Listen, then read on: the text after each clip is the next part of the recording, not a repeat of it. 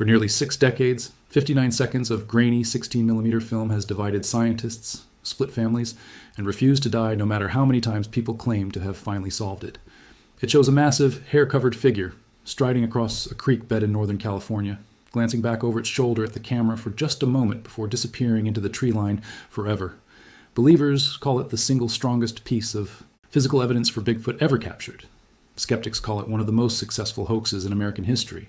And for almost 60 years, neither side has been able to fully convince the other. Now, researchers have started feeding this footage, frame by frame, pixel by pixel, into powerful artificial intelligence systems built to detect exactly the kind of subtle inconsistencies a human eye might miss. What came back has reignited a debate that many people thought was already dead and buried. This is the story of the Patterson-Gimlin film, and what happens when modern AI finally gets a look at cryptozoology's most famous piece of evidence. To understand why this footage still matters so much, you have to go back to October 20th, 1967, along a remote stretch of Bluff Creek in Del Norte County, deep inside the Six Rivers National Forest. Roger Patterson, a rodeo rider turned amateur filmmaker obsessed with the legend of Bigfoot, had already written a book the year before called Do Abominable Snowmen of America Really Exist? He'd spent months trying to raise money for a documentary about the creature, dragging along his friend Bob Gimlin on horseback expeditions into increasingly remote wilderness. On that particular afternoon, according to both men, they rounded a bend in the creek and came face to face with something neither of them expected to actually see with their own eyes. Patterson grabbed his rented 16mm camera and, according to his own account, ran toward the creature while filming, stumbling over logs and rocks in the process, which explains why so much of the footage is shaky and difficult to stabilize even with modern technology. The final usable footage runs less than a minute, but it captured something extraordinary. A tall, broad-shouldered, bipedal figure covered in dark hair, walking with a long, fluid stride across the creek bed before turning its head to look directly at the camera in one single frame that would eventually become the most famous image in the history of cryptozoology. That specific frame, officially cataloged as frame 352, shows the creature's face and upper body in enough detail that it has been studied more intensely than almost any other still image ever captured on film. The reaction was immediate, and it never really stopped. Wildlife biologists, anthropologists, biomechanics experts, and Hollywood special effects artists have spent the better part of 6 decades picking apart every visible detail of this footage, and the debate has never settled into anything close to consensus, even as camera technology, forensic science, and now artificial intelligence itself have advanced dramatically far beyond anything available to the original investigators working the case back in 1967. On one side stands Dr. Jeff Meldrum, a professor of anatomy and anthropology at Idaho State University, who has spent decades arguing that the creature's gait shows something called compliant walking, a biomechanically unusual style of movement where the knees stay bent and the hips drop with each step, distributing weight in a way that Meldrum contends would be extraordinarily difficult for a person in a costume to consistently replicate across dozens of consecutive strides without ever breaking form.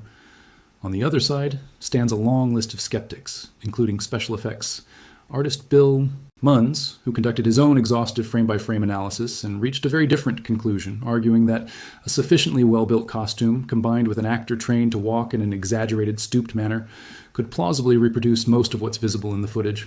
In 2002, a man named Bob Hieronymus publicly claimed he was the person wearing a costume in the film, describing details about how the suit was supposedly constructed and disposed of afterward.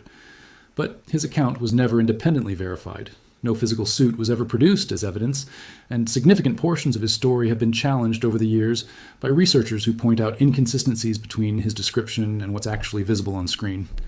For most of the past 2 decades, the debate has essentially stalled in this exact spot, with both sides pointing to the same 59 seconds of footage and reaching opposite conclusions using broadly similar biomechanical arguments. What's changed more recently isn't the footage itself, but the tools available to analyze it. Modern computer vision techniques allow researchers to digitally stabilize the notoriously shaky handheld camera work, correcting for Patterson's uneven running stride while he filmed, producing a noticeably clearer and more consistent image than anything available to researchers working with analog copies back in the 1970s, 80s, or even 90s. This stabilized footage alone reopened parts of the debate that many assumed had gone as far as they possibly could using older analytical methods. Then came a wave of newer, AI-driven analysis specifically built around large-scale, pattern recognition, feeding the highest resolution scans of the original film ever produced into systems trained to detect exactly the kinds of visual inconsistencies that tend to expose a costume under close inspection. These systems focus on a specific handful of forensic markers that special effects experts have long agreed would be the most likely places for a 1960s-era costume to visibly fail under close scrutiny. The seam line where a mask would meet real or fake skin around the jaw and throat. Inconsistent lighting or shadow behavior across the surface of the fur that would suggest an artificial material rather than natural movement. Unnatural stiffness or discontinuity in how the shoulders and hips articulate through each individual stride. Running this kind of pixel-level pattern analysis across frame 352 specifically, examining the brow line, the jaw, the hairline, and the throat under multiple different simulated lighting models to account for the natural variation in outdoor forest lighting that day, researchers report that no clear seam or costume boundary consistently emerges across the analysis. This doesn't prove the figure is a genuine unknown creature, and no serious researcher on either side of this debate claims that it does. What it does show is that whatever fooled two amateur filmmakers and subsequently fooled Ruffles by 6 decades of increasingly sophisticated forensic scrutiny was either a remarkably well-constructed costume built by someone with genuinely exceptional skill working with 1960s era materials, or it wasn't a costume seam analysis was designed to detect in the first place. The gait analysis tells a similarly complicated story when you run it through modern motion. Tracking software, instead of relying purely on the human eye the way researchers had to for most of the past 50 years, AI-assisted biomechanical modeling can now track the precise angle of the knee joint, the exact timing of hip rotation, and the specific way weight transfers from heel to toe across dozens of individual frames with a level of numerical precision that simply wasn't available to Meldrum or any other researcher working in the analog era. Some of these newer analyses do appear to support the existence of that compliant walking pattern Meldrum first identified decades ago, showing knee flexion and hip drop that falls outside the typical range documented in ordinary human walking studies. Other analyses, using slightly different modeling assumptions about the uncertain frame rate Patterson's camera was actually running at that day, reach less conclusive results, since even small changes in assumed frame rate meaningfully shift the calculated speed and stride length of the figure in the footage. That uncertainty around frame rate turns out to be one of the most persistent and frustrating obstacles in this entire investigation, and it's exactly the kind of technical detail that makes this case so difficult to fully resolve even with today's technology. Patterson's camera could have been running anywhere within a range of possible speeds common to consumer 16mm cameras of that era, and because the exact speed was never definitively documented at the time of filming, every stride, length, and walking speed calculation made from the footage carries a built-in margin of uncertainty that no amount of modern computational power can fully eliminate after the fact. Researchers can narrow the range of plausible values using contextual clues within the footage itself,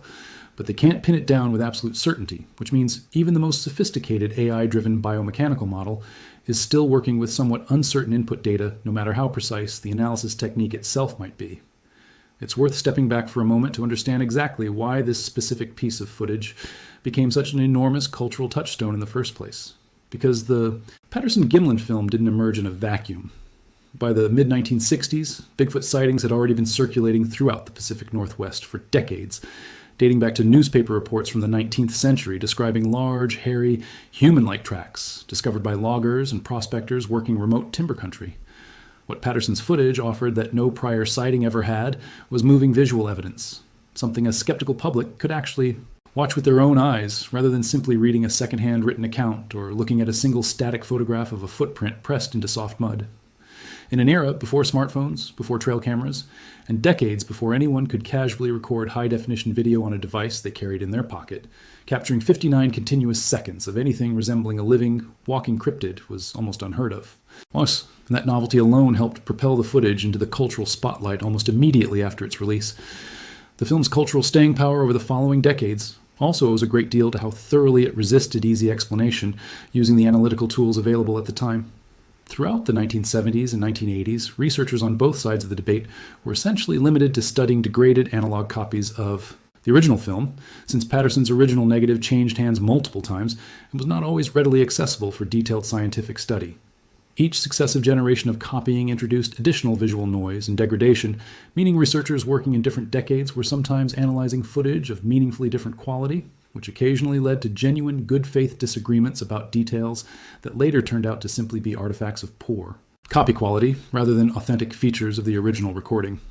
This alone helps explain why the debate dragged on for so many decades without reaching any kind of firm resolution, since the underlying evidence itself was frustratingly inconsistent depending on which specific copy of the film a given researcher happened to be working from at any particular point in time. If you're finding this deep dive into one of cryptozoology's most enduring mysteries as fascinating as we do, go ahead and hit that like button. And make sure you're subscribed so you catch every one of these investigations the moment they drop. There's also an important, broader pattern worth recognizing here, one that extends well beyond just this single piece of footage. The application of AI-driven forensic analysis to decades-old, hotly disputed visual evidence isn't unique to Bigfoot research specifically. Similar computational approaches have increasingly been applied to everything from disputed historical photographs to questioned authorship documents to contested video evidence in legal proceedings. Essentially anywhere a piece of visual or audio evidence has resisted definitive resolution using older, purely human-driven analytical methods for long enough that new technology eventually gets a chance to take a fresh look. What makes the Patterson-Gimlin case such a uniquely interesting testbed for this kind of technology is the sheer volume of prior analysis already available for comparison. Few pieces of disputed footage anywhere in the world have been studied this intensely by this many different experts across this many different decades, which gives any new AI-driven analysis an unusually rich body of existing human research to validate its own findings against. That existing body of research also highlights something important about the limits of AI analysis itself, regardless of how sophisticated the underlying pattern recognition system happens to be. AI models are fundamentally pattern-matching tools, trained to identify statistical regularities and irregularities within data, but they don't inherently possess independent judgment about what those patterns actually mean in a broader historical or cultural context. When an AI system reports that it couldn't identify a clear costume seam across frame 352, that's a meaningful and genuinely useful data point, but it doesn't automatically settle the philosophical question of what would actually constitute sufficient evidence to prove or disprove the existence of an undiscovered North American primate species. That remains fundamentally a human judgment call, one that has to weigh the AI-driven pixel analysis alongside the biomechanical modeling, the newly surfaced documentary testimony, and the decades of accumulated context from prior researchers, rather than treating any single analytical approach as an automatic, standalone verdict capable of closing the case on its own. While all of this AI-assisted forensic work has been unfolding, an entirely separate and arguably even more dramatic development shook the Bigfoot research community to its core in early 2026. A new documentary called Capturing Bigfoot, directed by filmmaker Mark Evans, premiered at the SXSW Film and TV Festival, featuring what its creators describe as previously unseen 16mm footage discovered inside a locked safe. According to the documentary, this footage was found by Teresa Brooks, an Olympic college film instructor, after the death of her father, Norm Johnson, who had worked in a Boeing film processing lab during the exact years the Patterson-Gimlin film was made, and had personal connections to both Patterson and Gimlin through his brother. The footage reportedly shown in Capturing Bigfoot appears to depict what the filmmakers describe as a rehearsal or dry run, showing a man wearing what looks like a fur suit, filmed alongside Bob Gimlin on horseback, in a setting strikingly similar to the famous 1967 footage. Notably, this rehearsal material was reportedly shot in 1966, a full year before the famous footage was captured, which supporters of the hoax theory argue would have given Patterson ample time to refine his approach, adjust the costume, and rehearse the specific walking gait that would later become the centerpiece of decades of biomechanical debate. Perhaps even more explosively, the documentary includes an on-camera interview with Clint Patterson, Roger Patterson's own son, who reportedly claims his mother always privately knew the footage was staged, and describes personally witnessing his father burn the actual costume in a barrel, piece by piece, sometime after the film's release. Attendees at the SXSW screenings described the footage and testimony as genuinely convincing, with several longtime Bigfoot researchers reportedly leaving the screening reconsidering positions they'd held for decades. It's worth being careful and precise here, because this documentary evidence exists in a completely different category from the AI pixel analysis discussed earlier.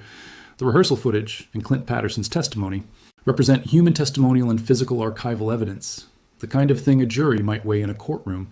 while the AI-driven costume seam and gait analysis represents an entirely separate, purely computational approach applied directly to the original famous footage itself. Some online commentators following the story have raised their own skepticism about the newly surfaced 2026 footage, questioning whether it could itself have been digitally altered or even partially AI generated, which would be a strange and almost poetic twist, using the exact same modern technology that's being used to analyze the original film to potentially call the new evidence itself into question.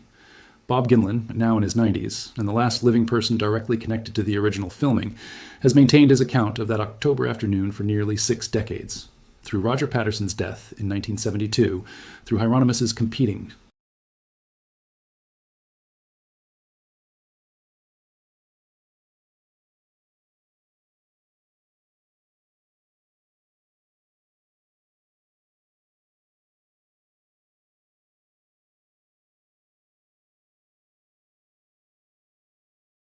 Just a few feet away, holding a rifle while the footage was being shot.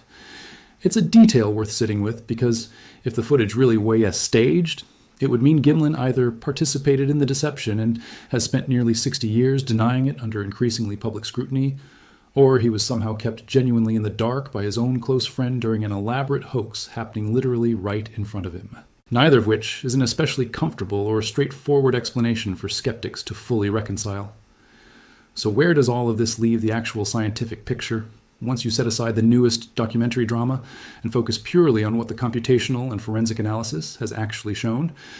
The honest answer is that AI-assisted pattern recognition applied directly to the original 1967 footage has not produced a definitive, unambiguous verdict either way, and depending on which specific research team's methodology and underlying assumptions you look at, the results genuinely point in somewhat different directions. The costume seam detection analysis has, according to several independent research efforts, failed to identify a clear, consistent boundary line. Across frame 352, using multiple different simulated lighting conditions, which is a genuinely interesting and somewhat unexpected result, given how many other 1960s-era hoax costumes have historically shown visible seams once subjected to comparable frame-by-frame scrutiny using modern high-resolution scanning equipment. At the same time, the underlying uncertainty around Patterson's exact camera frame rate continues to limit exactly how confident any gait or stride analysis can ultimately be, no matter how sophisticated the underlying computational model becomes. And the sheer weight of testimonial and circumstantial evidence assembled in capturing Bigfoot, if it holds up under the kind of sustained independent scrutiny a claim this significant inevitably attracts, represents a genuinely serious challenge to the footage's authenticity that exists almost entirely outside the scope of what pixel-level image analysis alone could ever hope to resolve on its own, regardless of how advanced the underlying AI system happens to be. What makes this particular chapter of the Bigfoot story so compelling isn't that artificial intelligence swooped in and definitively solved a 59-year-old mystery once and for all, because by most honest accounts, it hasn't quite done that yet. What makes it compelling is watching two completely different investigative approaches, cutting edge computational pattern analysis on one side and old-fashioned documentary journalism, uncovering long-lost physical evidence and first-hand testimony on the other, converge on the exact same 59 seconds of grainy footage from almost entirely different directions, at almost exactly the same moment in time, nearly 60 years after Roger Patterson first pointed his rented camera at whatever was walking along that remote creek bed in Northern California. Whether you walk away from all of this convinced the Patterson-Gimlin film shows a genuine unknown creature, a remarkably well-executed 1960s costume, or something that still sits frustratingly in between those two possibilities, even after every tool modern technology can currently throw at it, one thing seems fairly clear at the S-point. Nearly 6 decades after that footage was first developed and shown to a stunno, public, it remains one of the single most intensely studied, endlessly debated, and stubbornly unresolved pieces of visual evidence in the entire history of American folklore, and neither the newest artificial intelligence systems nor a long-lost reel of film pulled out of a forgotten safe has managed to fully put the question to rest just yet. Thanks so much for sticking around for this entire breakdown of one of cryptozoology's most enduring mysteries. If you learned something new today, or if this story left you more uncertain than you expected going in, do us a favor and hit that like button and subscribe so you never miss the next deep dive into history's strangest unsolved cases.